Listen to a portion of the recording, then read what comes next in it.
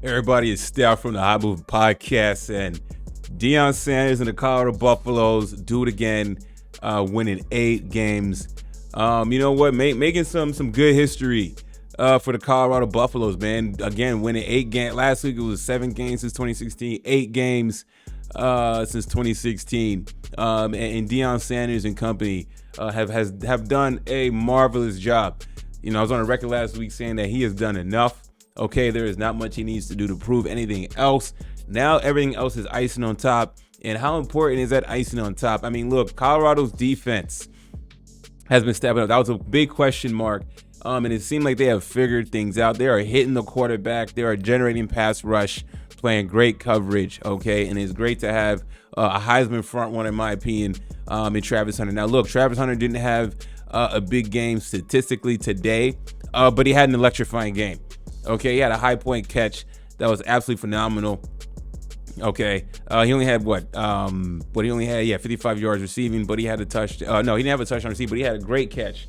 Okay, to follow it up with an insane rush touchdown that could have went for a loss, right? I mean, making Heisman plays, and also for Travis Hunter.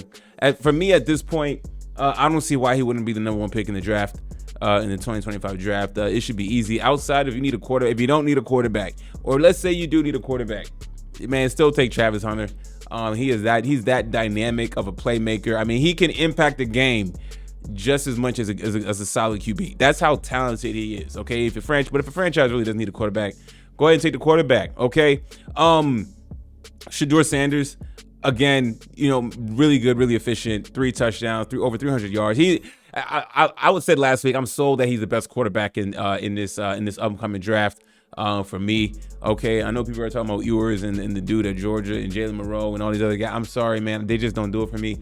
You know, look, Shedeur Sanders has had to really elevate his passing attack when they didn't have a rush game. Okay, and they still don't really have a rush game right now. So now the defense is trending upward now. Okay, they're looking very good defensively.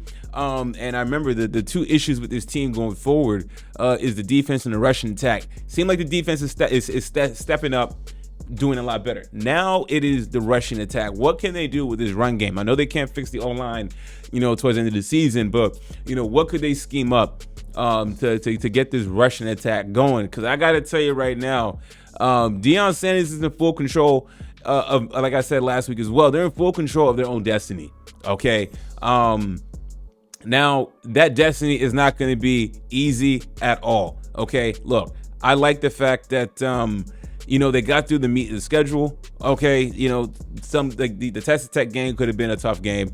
Okay, the Kansas State was a tough game. They lost that. The UCF game could have been looked at as a tough game. The Baylor game was tough. Okay, the Utah game, even though Utah's been having a very bad year, it's still Utah. Okay, still a good football program. This could have been a trap game. The next 2 games coming up is a trap game. Kansas and Oklahoma State will wake up for those games. Okay, and I hope that Deion Sanders has these guys prepared because they should be considered favorites in both these games. They went out. They will face the juggernaut this year in the Big 12 that's ranked number 6 in BYU. That will be the true test, okay, for Deion Sanders and his ball club if they can get through the Big 12 championship through BYU, because BYU is definitely going to have something to say. Their eyes is set on national championship contention, and I think Deion Sanders is too, but he can't get ahead of himself. BYU has been playing solid football all year, 9-0, 6 on the conference. Okay, this is the ultimate test for Deion Sanders before he hightails it out of there, Colorado. I know he said he's happy. Okay, and look, Colorado fans, I don't want to rain on Colorado fans parade, you know, but I mean, I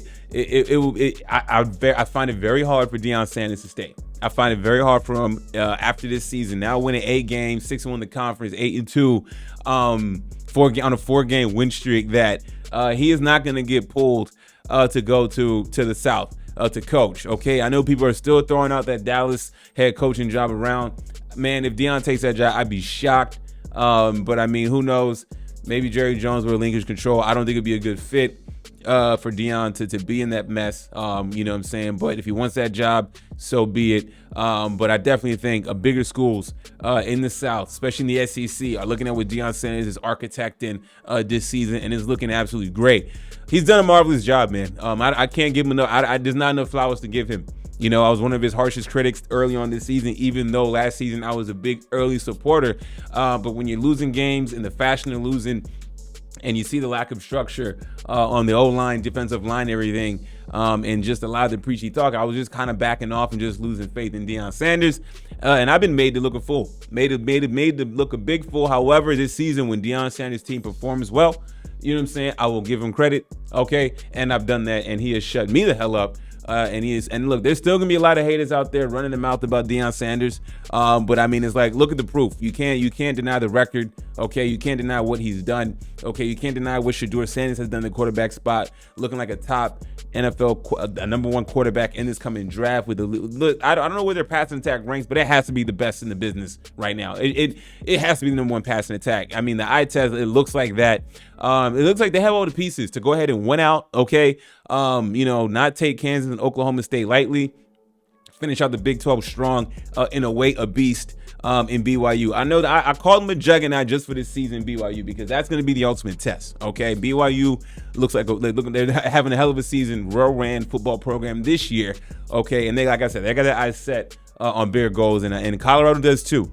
Okay, if they can get through these next games in BYU, I think they'll be in great shape.